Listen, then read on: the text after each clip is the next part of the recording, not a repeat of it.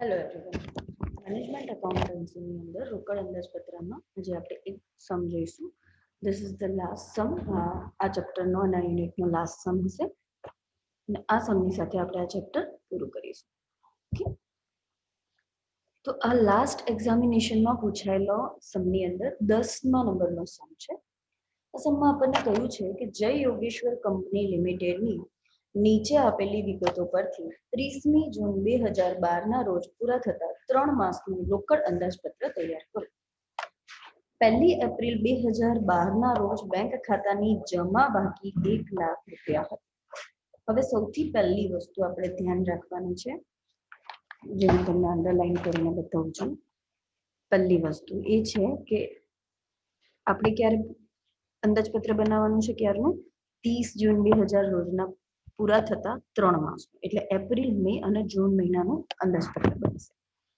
First thing, હવે અહીંયા આપણને એપ્રિલની શરૂની બાકી આપેલી છે બેંક ખાતાની.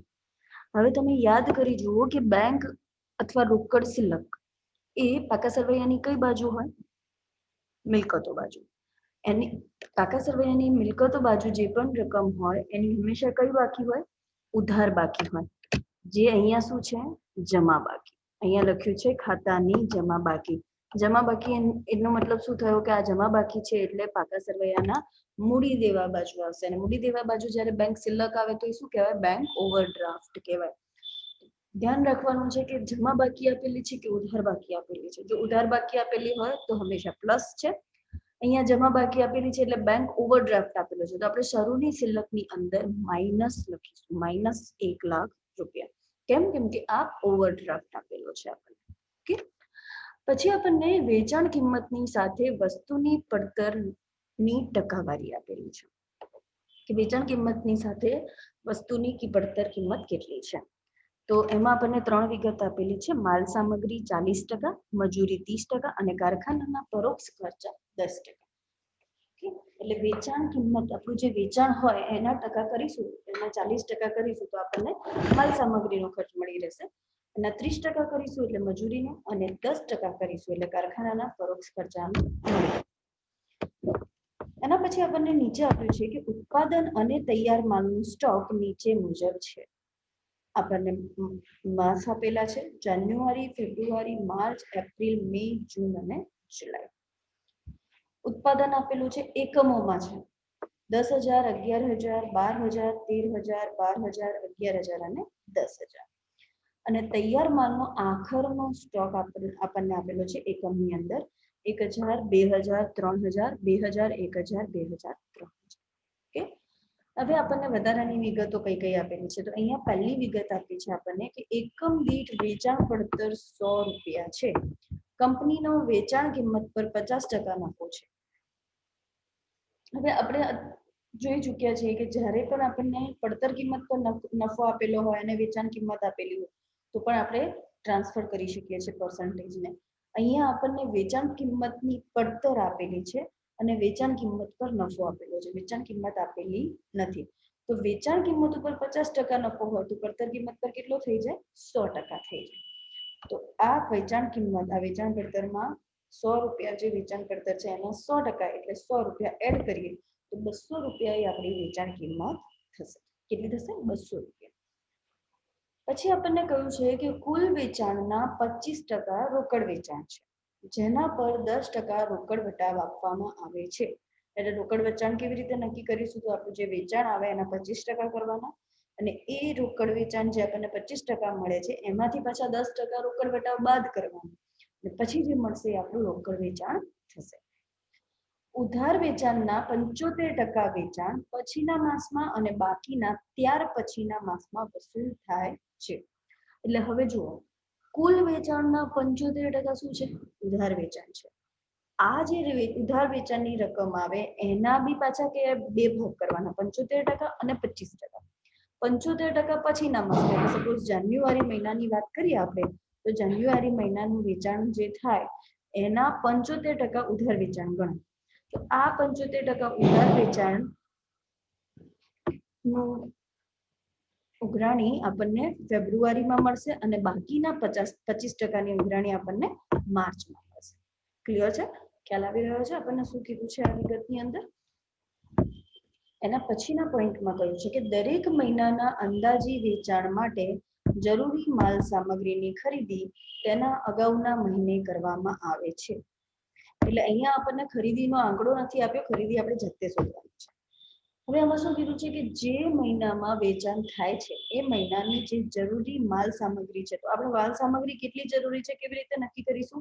તો આપણને અહીંયા પર્સન્ટેજ આપેલા છે, માલ સામગ્રી 40%.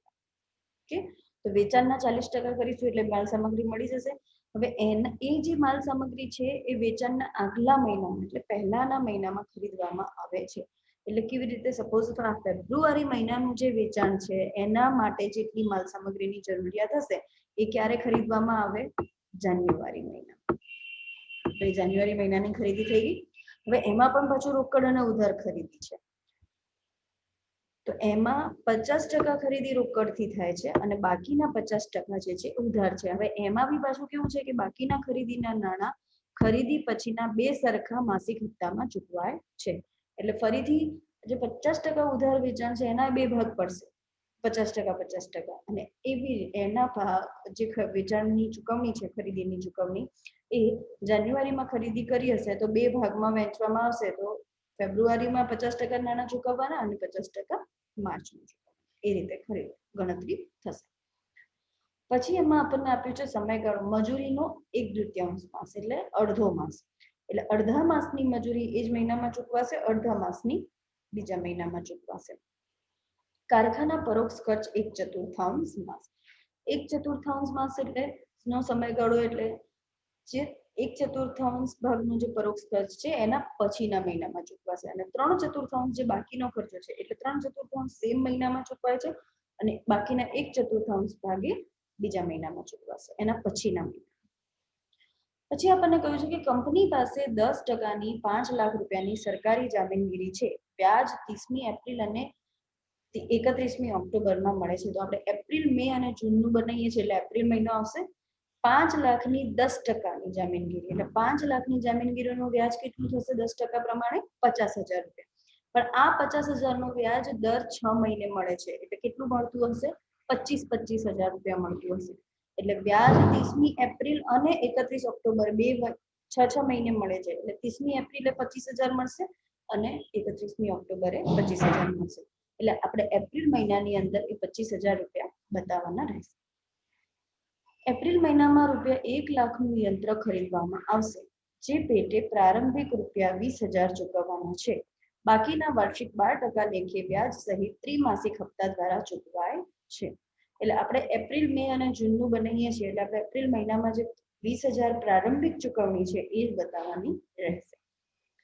આમાં આપણને બીજું કહ્યું છે કે કંપનીએ સ્ટાર કોમ્પ્યુટર લિમિટેડના 5,000 ઇક્વિટી શેર જેની મૂળ કિંમત શેર દીઠ ₹10 છે તેવા શેર દીઠ ₹100ના ભાવે 2010માં ખરીદેલા છે.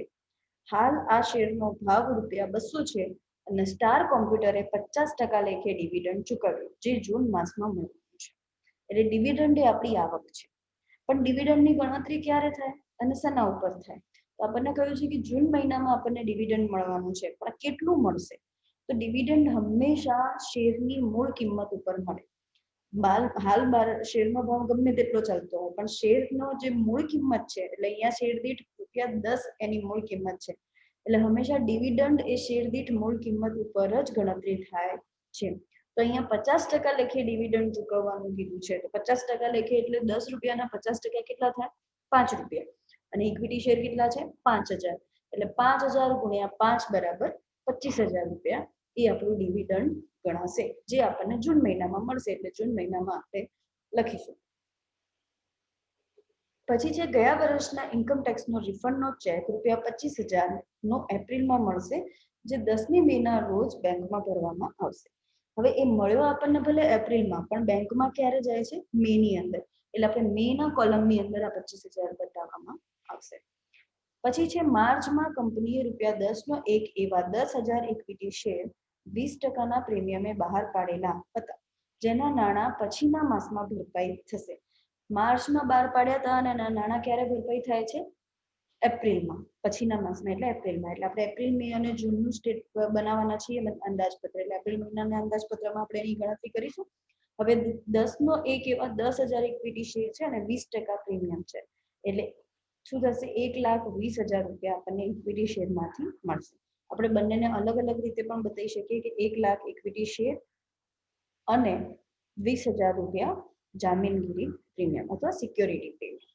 ઓકે, આ રીતે આપણે આખા દાખલાની ગણતરી કરવાની છે. ચલો હવે આપણે સ્ટાર્ટ કરીશું ગણતરી. સૌથી પહેલા તો આપણે વેચાણ શોધવું પડશે, કેમ કે બધી જ વસ્તુઓ આપણને વેચાણના પ્રપોર્શનમાં એટલે વેચાણના ભાગમાં આપેલી છે, વેચાણની ટકાવારી પ્રમાણે આપેલી છે. તો વેચાણનો ફોર્મ્યુલા શું છે?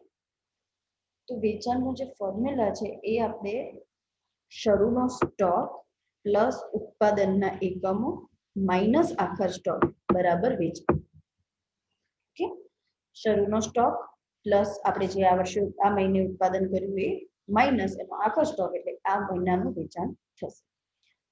વેચાણ કિંમત આપણને 200 રૂપિયા મળી ગઈ છે. કઈ રીતે મળી? 100 આપણને વેચાણ પડતર આપેલી છે અને 100 રૂપિયા વેચાણ કિંમત પર નફો છે 50%. એટલે વેચાણ કિંમત પર 50% નફો હોય તો પડતર પર કેટલો થાય? 100%. એટલે 100 રૂપિયા વેચાણ કિંમત પર વેચાણ પડતર છે, એના ઉપર 100% નફો એટલે 100 રૂપિયા બીજા એડ કરીએ એટલે વેચાણ કિંમત મળશે 200 રૂપિયા. હવે આપણે ગણતરી કરીએ તો જાન્યુઆરીમાં આપણને શરૂઆતનો કોઈ સ્ટોક આપેલો નથી એટલે આપણે ડેશ કરીશું.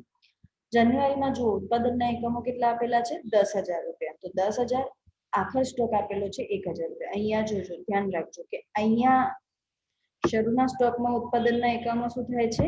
પ્લસ થાય છે અને એ બંનેમાંથી આખરનો સ્ટોક શું થાય છે? માઇનસ થાય છે. ઓકે, તો આ બંને ચિહ્નોને ખાસ યાદ રાખવાના છે. તો 10,000 છે અને આખા સ્ટોક 1,000 રૂપિયા છે. તો 10,000 માંથી 1,000 રૂપિયા બાદ કરીએ તો કેટલા મળે? 9,000 રૂપિયા. તો 9,000 આપણા વેચાણના એકમો થયા. એને આપણે જ્યારે વેચાણ કિંમત જોડે ગુણાકાર કરીએ તો આપણને કુલ વેચાણની કિંમત મળી જશે. તો 9,000 ગુણ્યા 200 રૂપિયા બરાબર 18 લાખ રૂપિયા આપણું જાન્યુઆરી મહિનાનું વેચાણ થશે. હવે આપણને શરૂનો સ્ટોક ક્યાંય આપેલો નથી દાખલામાં, પણ આપણને ખબર પડવી જોઈએ કે આપણો ગયા મહિનાનો આખરનો સ્ટોક એ આપણા ચાલુ મહિનાનો શું થશે? શરૂનો સ્ટોક થશે.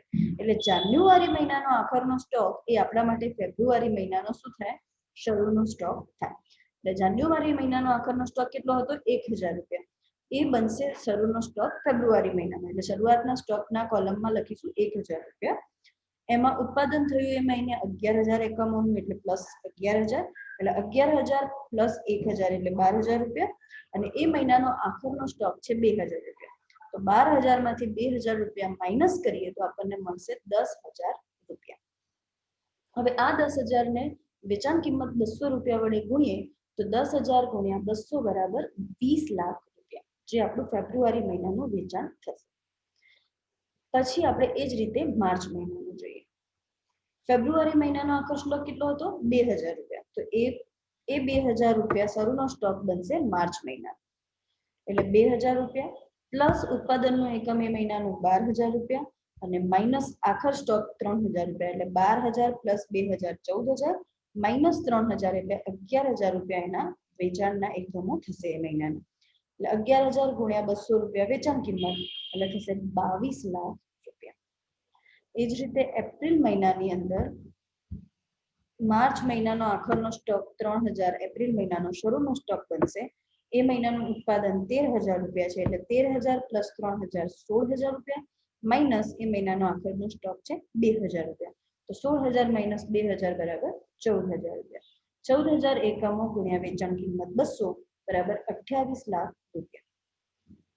એ જ રીતે મે મહિનાની અંદર એપ્રિલ મહિનાનો આખરનો સ્ટોક મે મહિનાનો શરૂનો સ્ટોક બન્યો એટલે 2,000 રૂપિયા પ્લસ એ મહિનાનું ઉત્પાદન 12,000 રૂપિયા માઇનસ એ મહિનાનો આખરનો સ્ટોક 1,000 રૂપિયા એટલે 12,000 પ્લસ 2,000 14,000 માઇનસ 1,000 એટલે 13,000 રૂપિયા 13,000 એકમો વેચાણનો બનશે.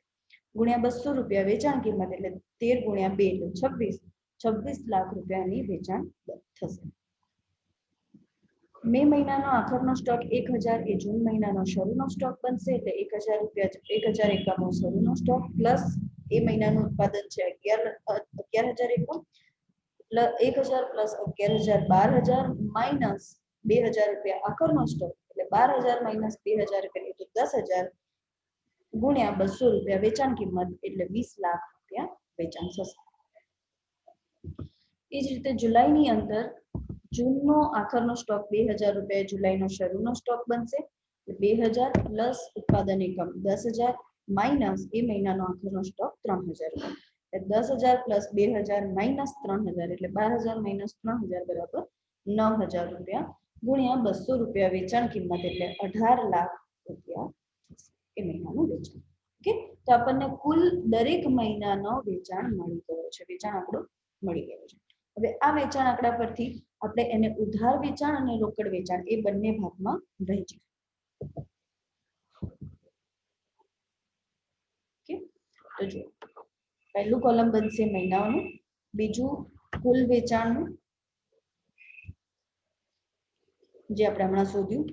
હવે એને આપણે 25% રોકડ વેચાણમાં વહેંચીશું, ભાગ પાડીશું અને એમાંથી પાછું 10% રોકડ વટાવ આપવાનો છે એટલે આપણું ચોખ્ખું રોકડ વેચાણ જે રોકડ વેચાણ માઇનસ 10% વટાવ બરાબર ચોખ્ખું રોકડ વેચાણ મળશે. તો 18 લાખ રૂપિયા વેચાણ હતું આપણું કુલ, એના 25% કરીએ તો 4,50,000 થાય. આ 4,50,000 ના 10% એટલે 45,000 રૂપિયા આપણે માઇનસ કરીએ 4,50,000 માંથી તો જાન્યુઆરી મહિનાનું ચોખ્ખું રોકડ વેચાણ થશે 4,05,000 રૂપિયા અને આ 18 લાખના 75% કરીએ એટલે એ આપણું ઉધાર વેચાણ થશે 13,50,000 રૂપિયા. હવે આમાં આપણને કહ્યું છે કે આ જે ઉધાર વેચાણ છે એની ચૂકવણી 75% ફેબ્રુઆરી મહિનામાં એટલે નેક્સ્ટ મંથમાં થશે. એટલે જાન્યુઆરીનો નેક્સ્ટ મંથ કયો થાય? ફેબ્રુઆરી મહિનો. એટલે 75% ફેબ્રુઆરીમાં ચૂકવાશે અને બાકીના 25% ક્યારે ચૂકવાશે? માર્ચ. એટલે આપણે અહીંયા લખી દઈશું 75% ફેબ્રુઆરી અને 25% માર્ચ.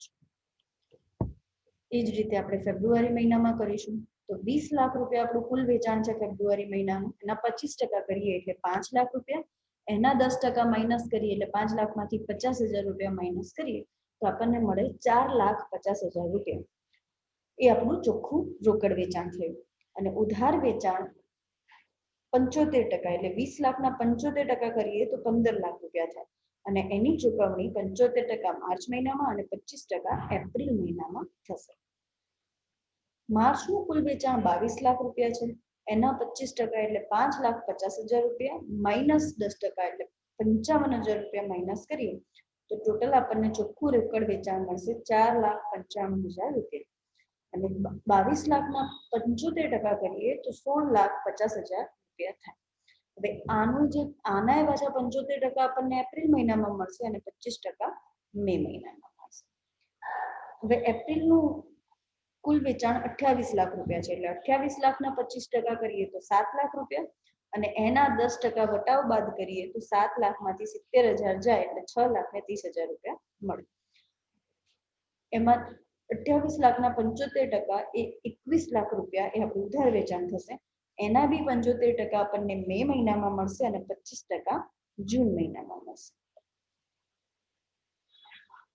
ઓકે, હવે મે અને મેમાં આ રીતે ગણતરી કરીએ તો મેનું વેચાણ છે 26 લાખ રૂપિયા. ઓકે, મેનું વેચાણ ક્યારે છે? 26 લાખ રૂપિયા.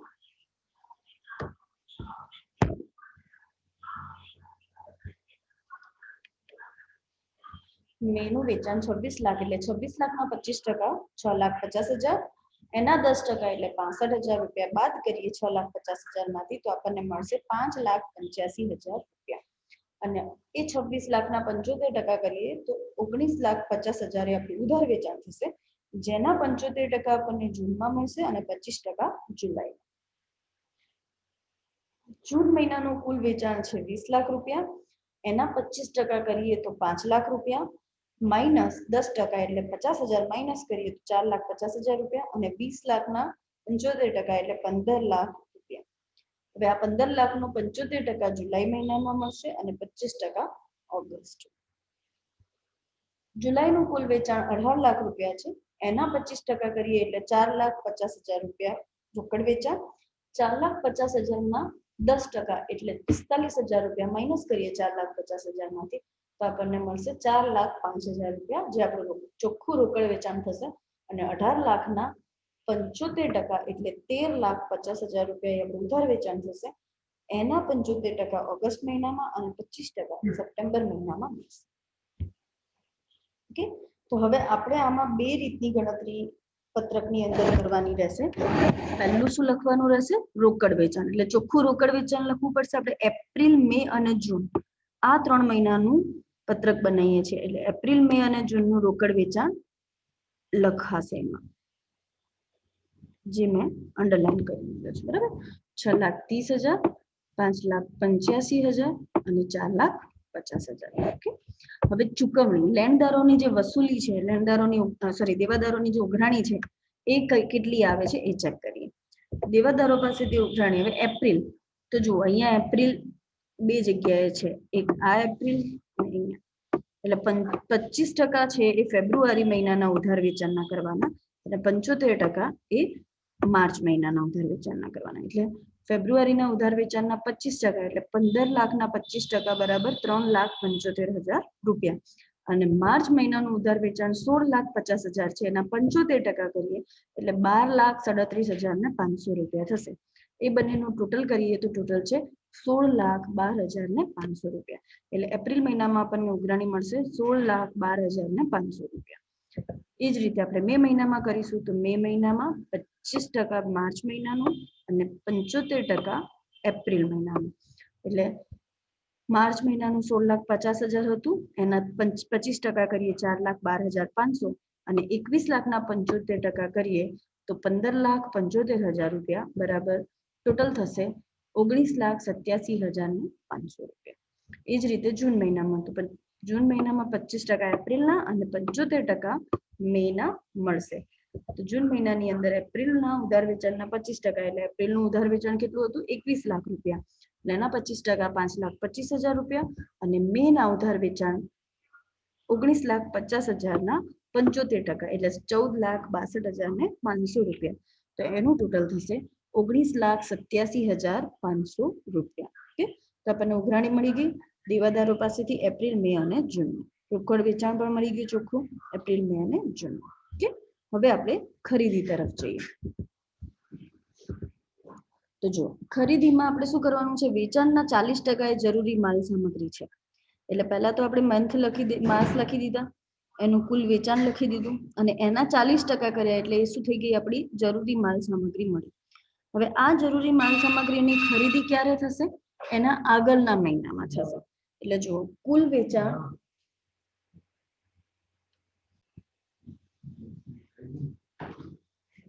એટલે 18 લાખ જાન્યુઆરી મહિનાનું કુલ વેચાણ છે, એના 40% કરીએ એટલે 7,20,000 રૂપિયા થાય. તો આ 7,20,000 ની ખરીદી ક્યારે થશે?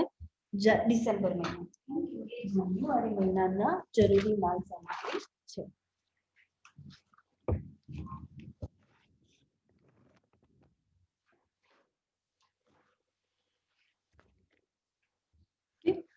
હવે એમાં પણ પાછું અડધું કરવાનું છે. 50-50%. 50% રોકડ ખરીદી છે, 50% ઉધાર ખરીદી છે. એટલે રોકડ કેટલી થશે? 3,60,000 અને ઉધાર પણ થશે 3,60,000. એની ચુકવણી ક્યારે થશે? તો ડિસેમ્બરની ખરીદી છે એની ચુકવણી 50% જાન્યુઆરીમાં અને 50% ફેબ્રુઆરીમાં થશે.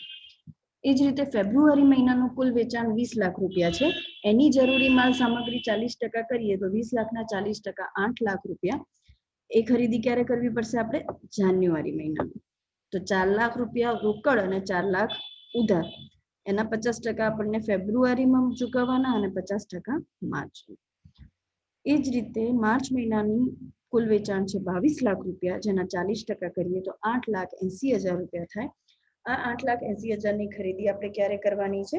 ફેબ્રુઆરી મહિનામાં. અને એના પાછા 50-50% કરીએ તો 4,40,000 રોકડ અને 4,40,000 ઉધાર. આ 4,40,000 50% માર્ચમાં અને 50% એપ્રિલમાં ચૂકવવાના રહેશે.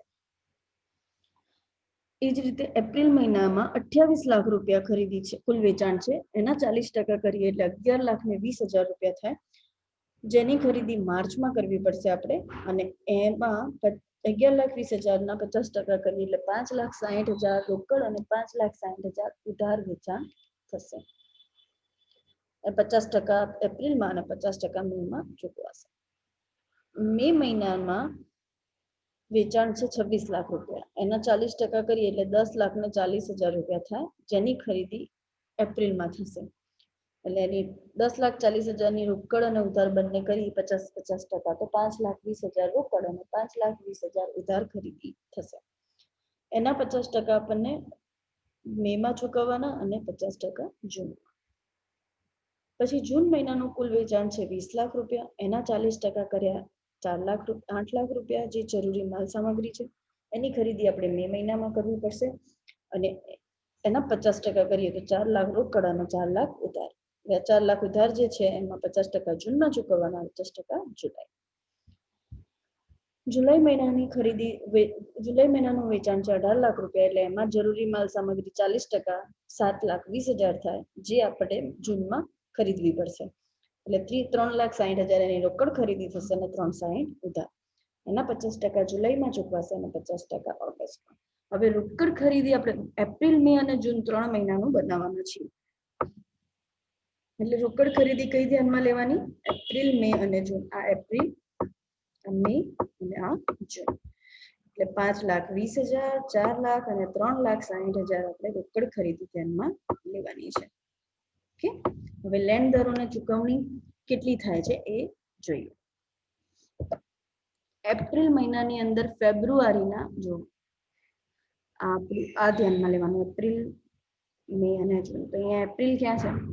આ રહ્યું 50% એપ્રિલ, અને અહીંયા 50% એપ્રિલ. એટલે 50% ફેબ્રુઆરીના ઉધાર ખરીદીના, એટલે 4,40,000 ના 50%, 2,20,000, અને 50% માર્ચના 5,60,000, એના 50% કહી એટલે 2,80,000. એટલે ટોટલ થશે 5 લાખ રૂપિયા.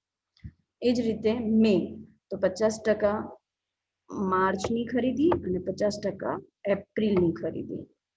બરાબર, આ મે. તો 50% માર્ચની ખરીદી એટલે 5,60,000 ના 50%, 2,80,000, અને એપ્રિલની ખરીદી 5,20, એટલે 2,60,000 રૂપિયા. ટોટલ થશે 5,40,000. અને એ જ રીતે જૂન, તો જૂનમાં એપ્રિલના 50% અને મેના 50%. એટલે એપ્રિલના 50% 2,60,000, અને મેની ખરીદી છે 4 લાખ રૂપિયા, તો એના 50% 2 લાખ રૂપિયા, એટલે 4,60,000 રૂપિયા જૂનમાં ચૂકવણી થશે. ઓકે, એટલે આપણને લેણદારોની ચૂકવણી મળી ગઈ 3 મહિનાની. હવે આપણે ખર્ચા, તો મજૂરી લઈશું પહેલા. મજૂરી આપણા વેચાણના 30% છે, અને અડધો મહિનાનું મુદત આપેલી છે ચૂકવવા માટેની. તો આપણે લખી દઈશું જાન્યુઆરી, ફેબ્રુઆરી, માર્ચ, એપ્રિલ, મે, જૂન અને જુલાઈ. કુલ વેચાણ લખાઈ ગયું. હવે એની મજૂરી 30% કરવાની, એટલે વેચાણના 30%. આપણી પાસે વેચાણની કિંમત છે તો 18 લાખના 30% એટલે 5,40,000, 20 લાખના 30% 6 લાખ, 22 લાખના 30% 6,60,000, 28 લાખના 30% 8,40,000, 26 લાખના 30% 7,80,000, 20 લાખના 30% 6 લાખ, અને 18 લાખના 30% 5,40,000 રૂપિયા. બધા જ મજૂરી છે એ 50% એ સેમ મંથમાં અને 50% બીજા મંથમાં ચૂકવાય છે. એટલે આપણે કયા કયા મંથની ગણતરી કરવાની છે? એપ્રિલ, મે અને જૂન. સૌથી પહેલા આપણે એપ્રિલ સુધી લઈએ તો 50% એપ્રિલ ક્યાં આપેલું છે આપણને? માર્ચમાં. એટલે માર્ચ મહિનાની મજૂરી થાય છે 6,60,000. પહેલા તો આપણે એપ્રિલ, માર્ચની મજૂરી કરીએ 6,60,000 ના 50% તો 3,30,000, અને એ જ એપ્રિલની પાછી 8,40,000 છે, એના 50% એટલે 4,20,000, બરાબર 7,50,000 રૂપિયા. એ જ રીતે મે, તો 50% એપ્રિલના અને 50% મેના. એટલે 50% એપ્રિલની મજૂરી 4,20,000, અને મેની 7,80,000 ના 50% એટલે 3,90,000, એટલે 8,10,000 રૂપિયા ટોટલ થશે. એ જ રીતે જૂનમાં 50% મેની ચૂકવાય છે અને 50% જૂનની. તો 7,80,000 ના 50% 3,90,000, અને જૂનના 6 લાખના 50% 3 લાખ રૂપિયા, એટલે ટોટલ થશે 6,90,000 રૂપિયા. ઓકે, એટલે 7,50,000, 8,10,000 અને 6,90,000 એ આપણી મજૂરી ચૂકવાશે આપણા એપ્રિલ, મે અને જૂન મહિનામાં. હવે આપણે જોઈએ કારખાના ખર્ચ. કારખાના ખર્ચ આપણને કેટલો કીધો છે? વેચાણના 10%. એટલે ફરી આપણે એ જ રીતે ટેબલ બનાવીશું. જાન્યુઆરી, ફેબ્રુઆરી, માર્ચ, એપ્રિલ, મે, જૂન અને જુલાઈ. કુલ વેચાણ અને એના 10% કરીશું એ કારખાના પરોક્ષ ખર્ચ છે. હવે એની ચૂકવણી કેવી રીતે થાય છે? 1/4 ભાગ એટલે 1/4 ભાગ એટલે ચોથો ભાગ છે એના પછીના મહિનામાં ચૂકવાય છે અને 3 ભાગ સેમ મહિનામાં ચૂકવાઈ જાય છે. એટલે 1,18 લાખના 10% કેટલા થાય? 1,80,000. 20 લાખના 10% 2 લાખ, 22 લાખના 10% 2,20,000, 28 લાખના 10% 2,80,000, 26 લાખના 10% 2,60,000 અને 20 લાખના 10% 2 લાખ અને 18 લાખના 10% 1,80,000. હવે આમાં શું છે? સેમ મંથમાં એટલે 3/4 જાન્યુઆરીમાં, 1/4 ફેબ્રુઆરી. એ જ રીતે 3/4 ફેબ્રુઆરીમાં, 1/4 માર્ચ. આપણે કયા કયા મહિનાનું કરવાનું છે? એપ્રિલ, મે અને જૂન. તો જો અહીંયા 1/4 માર્ચના અને 3/4 એપ્રિલના લેવાના છે. તો આપણે ગણતરી કરીશું. 1/4 માર્ચના એટલે માર્ચ મહિનામાં 2,20,000 રૂપિયા ખર્ચાના ખર્ચ છે. 2,20,000 ના 1/4 કરીએ એટલે 55,000 રૂપિયા મળે. અને એપ્રિલમાં 2,80,000 જે ખર્ચ છે એના 3/4 કરીએ એટલે 2,10,000 રૂપિયા મળે. 2,10,000 પ્લસ 55,000 બરાબર 2,65,000 રૂપિયા. એ જ રીતે મે મહિનામાં 1/4 એપ્રિલના અને 3/4 મેના ચૂકવાશે. એટલે 1/4 એપ્રિલનો ખર્ચ એટલે 2,80,000 ના 1/4 કેટલા થાય? 70,000 રૂપિયા. અને 3/4 મેના એટલે મેનો ખર્ચ છે 2,60,000 રૂપિયા. તો એના 3/4 થશે 1,95,000 રૂપિયા. ટોટલ થશે 2,65,000 રૂપિયા. એ જ રીતે જૂન મહિનામાં 1/4 જૂન મેનો અને 3/4 જૂનનો ખર્ચ એટલે 1/4 મેનો ખર્ચ થશે 65,000 રૂપિયા અને 3/4 જૂનનો ખર્ચ થશે 1,50,000 રૂપિયા. એટલે ટોટલ થશે 2,15,000 રૂપિયા. ઓકે, તો મળી ગયો આપણને ખર્ચ. હવે આપણે પત્રક બનાવીશું. તો જય યોગેશ્વર કંપનીનું એપ્રિલ થી જૂનનું રોકડ અંદાજપત્ર. તો જુઓ, આપણને અહીંયા શરૂની સિલક જમા બાકી આપેલી છે એટલે મેં શું લખ્યું છે? -1 લાખ રૂપિયા, -1 લાખ રૂપિયા. એની અંદર આપણે રોકડ આવકો ઉમેરીએ. પહેલું ઉમેરશું રોકડ વેચાણ. ઓકે, તો આપણે ઓલરેડી રોકડ વેચાણ શોધેલું છે.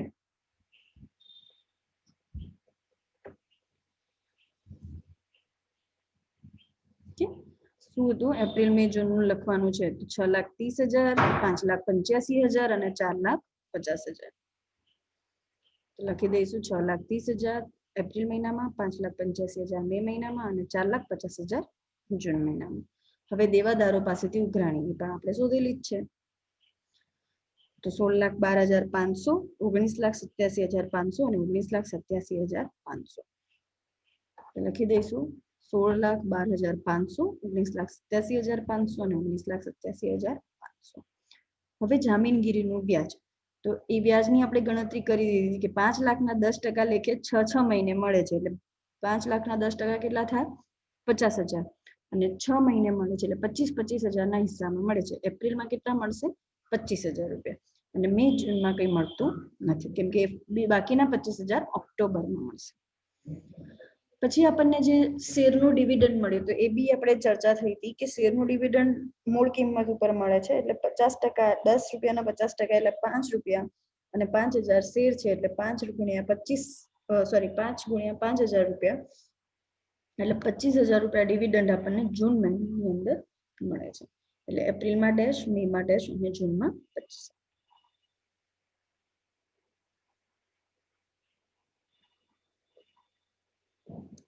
હવે ઇન્કમ ટેક્સનો રિફંડ આપણને મળ્યું હતું, જેનો ચેક આપણે મે મહિનામાં જમા કરાયો છે 25,000 રૂપિયા.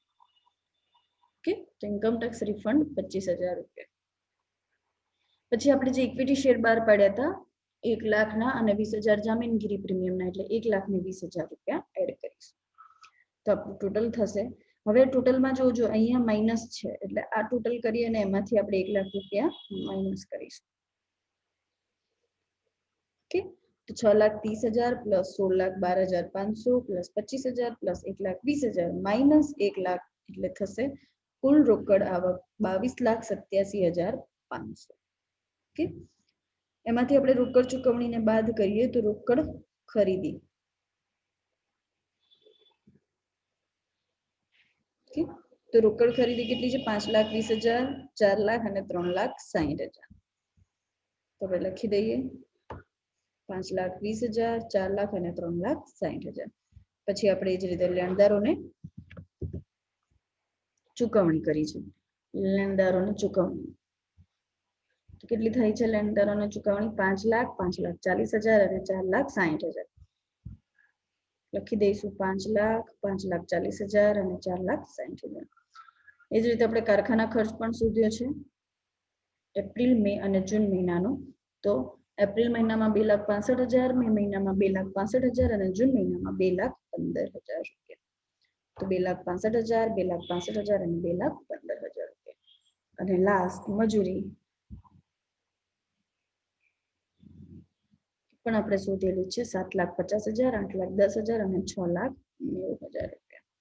તો 7,50,000, 8,10,000 અને 6,90,000 રૂપિયા. અને યંત્રની ખરીદીની પ્રારંભિક ચૂકવણી આપણે એપ્રિલ મહિનામાં 20,000 રૂપિયા કરવાની છે. તો ચૂકવણી સાઈડનું ટોટલ આપણું થશે 5,20,000 plus 5 lakh plus 2,65,000 plus 7,50,000 plus 20,000 બરાબર 20,55,000 રૂપિયા. તો 22,87,500 માંથી આપણે બાદ કરીએ 20,55,000 રૂપિયા. તો આપણને આખરની રોકડ શિલ્લક મળશે 2,32,500 રૂપિયા. એ 2,32,500 એ મે મહિનાની શું થઈ જશે? શરૂની શિલ્લક થઈ જશે. એટલે એની અંદર આપણે રોકડ વેચાણ 5,85,000 ઉમેરીશું, ઉઘરાણી આપણી 19,87,500 ઉમેરીશું અને ઇન્કમ ટેક્સ નો રિફંડ 25,000 ઉમેરીએ તો આપણને ટોટલ આવક મળશે 28,30,000 રૂપિયા. એમાંથી હવે ચૂકવણીનું ટોટલ બાદ કરીએ તો ચૂકવણીનું total 4 lakh plus 5,40,000 plus 2,65,000 plus 8,10,000 બરાબર 20,15,000 રૂપિયા. હવે 28,30,000 માંથી 20,15,000 રૂપિયા બાદ કરીએ તો આપણને આન્સર મળશે 8,15,000 રૂપિયા, જે આપણી આખરની રોકડ શિલ્લક બનશે. અને એ જૂન મહિનાની શરૂની રોકડ શિલ્લક થઈ જશે. એમાં આપણે ઉમેરીશું રોકડ વેચાણ 4,50,000, ઉઘરાણી 19,87,500 અને ડિવિડન્ડ 25,000 રૂપિયા. તો આપણને ટોટલ આવક મળશે 32,77,500. એમાંથી આપણે ચૂકવણી 3,60,000 પ્લસ 4,60,000 પ્લસ 2,15,000 પ્લસ 6,90,000 એટલે ટોટલ 17,25,000 રૂપિયા બાદ કરીએ તો આપણને જવાબ મળશે 15,52,500, જે આપણી જૂન મહિનાની આખરની રોકડ શિલ્લક હશે.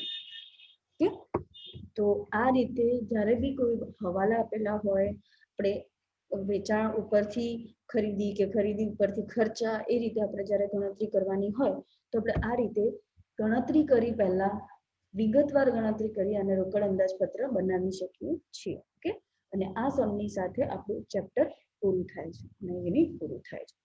ઓકે, તમને કોઈ ક્વેરી હોય તો તમે ગમે ત્યારે પૂછી શકો છો. Thank you.